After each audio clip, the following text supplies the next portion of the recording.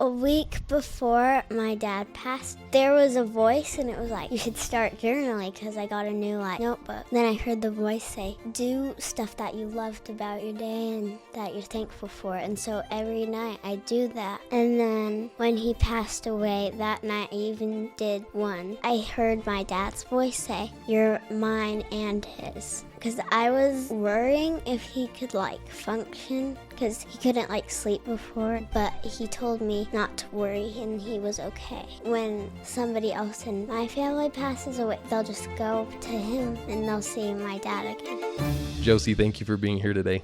You're welcome. Seriously, I'm so lucky that you're here with me. Thank you. Today's episode is brought to you in part by Gina Alverson and the Stay Mentally Strong Foundation, which is a suicide awareness and men's mental health nonprofit organization. So if you have more interest in learning more about this program and what they're about, I'm going to include the link here in my bio. Josie, I just want to welcome you here. How are you feeling? Are you nervous, excited, confident? I'm confident.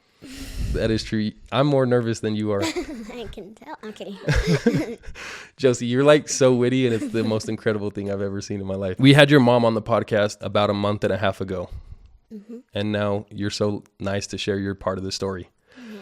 So we're going to focus on just two stories that are miracles in your life, right? Mm-hmm. We'll start with the one where you heard a voice in your head a week before your dad passed. Okay. And then the other voice you heard in your head when your dad spoke to you in primary, right? Okay, yeah. So I'll let you just start and tell your story of the first one. Okay, so a week before my dad passed, there was a voice and it was like, you should start journaling because I got a new notebook and I don't know what I wanted to do with it. I didn't want to ruin it and just draw pictures in it. And then I heard the voice say, do stuff that you loved about your day and that you're thankful for. And so every night I do that. And then when he passed away that night, I even did one that I was happy about in my day and I was thankful for. And so the entire week before he passed away, you were writing every single night things that you're grateful for. Yeah. And then even the day that he ended up passing, you were still able to write that. Yeah.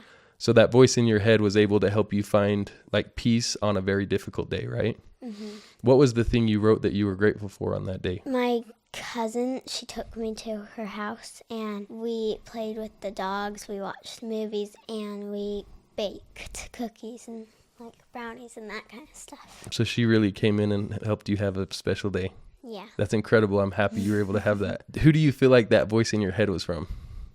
I think it was from Heavenly Father, you should do this so you can feel more that spiritual, that it was meant to happen, that you can look back and be I still have all these things that I have and I still get to see him later on. Right. That's incredible. Josie, thank you for your example. Welcome. Do you, how does that make you feel to know that Heavenly Father knows you personally and was there with you in your hardest day? It makes me feel more that I can do more things, and that if when somebody else in my family passes away, they'll just go to him and they'll see my dad again. Right. That's absolutely right. And I absolutely admire your faith. Seriously. Okay, so then that happened, and that was a week before, and then your dad passes. Mm-hmm. And then a week later, you had an experience at church, right? Yes. What was that one? So I slept at my cousin's house, and we went to her primary, and I think it was, I am a child of God. And he said, I heard my dad's voice say, you're mine and his. Because I was worrying if he could function, because he couldn't sleep before, and so I was worrying if he couldn't function, but he told me not to worry and he was okay. Really? So he even spoke peace to your mind concerning the thing that you were worried about? Yeah. And he said, as you were singing, I am a child of God, your dad said, you are his and mine. Yeah. That's incredible. How does that make you feel to know that your dad visited you like that? It makes me feel more confident in that he's still gonna watch over my family. It makes me feel that everything's gonna be okay in the end.